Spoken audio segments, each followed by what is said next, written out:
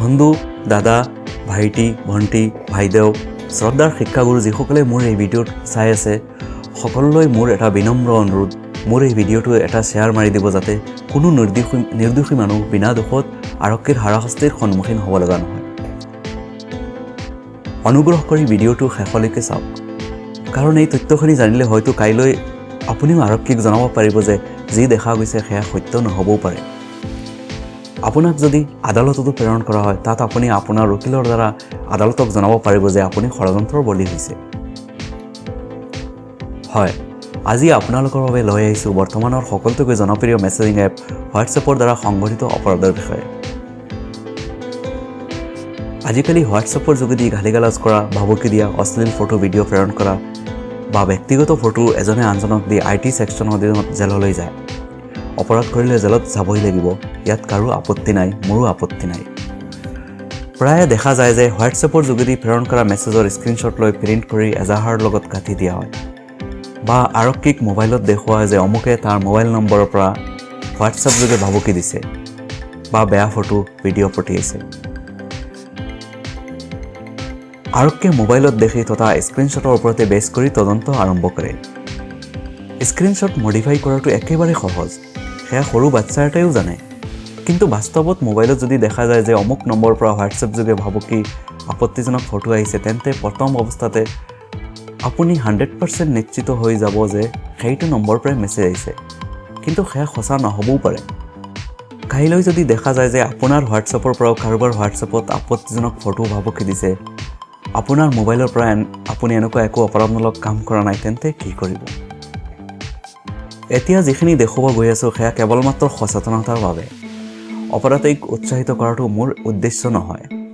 অসমৰ সকলো জিলাৰ SP মহোদয়সকলৰ মোবাইল নম্বৰ চৰকাৰী ৱেবছাইটত আছে। আহক আজি আমি আপোনাক দেখুৱাম অসমৰ কেইবাখনো জিলাৰ SP মহোদয়ে তেওঁলোকৰ হোৱাটছএপৰ পৰা মোৰ নিচিনা সামান্য মানুহৰ হোৱাটছএপত কি মেছেজ দিছে।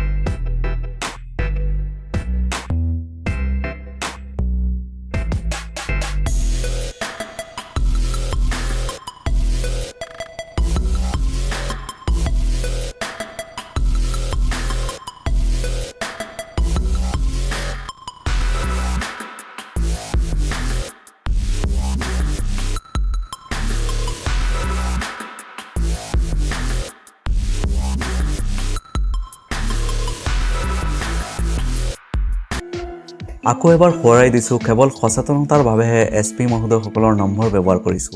এই গোটেইকেইটা নম্বৰ পাব্লিক ডমেইনত আছে। এয়া আপোনালোকক লাইভ দেখুৱালোঁ SP মহোদয়সকলে মোক দিয়া হোৱাটছএপ মেছেজ।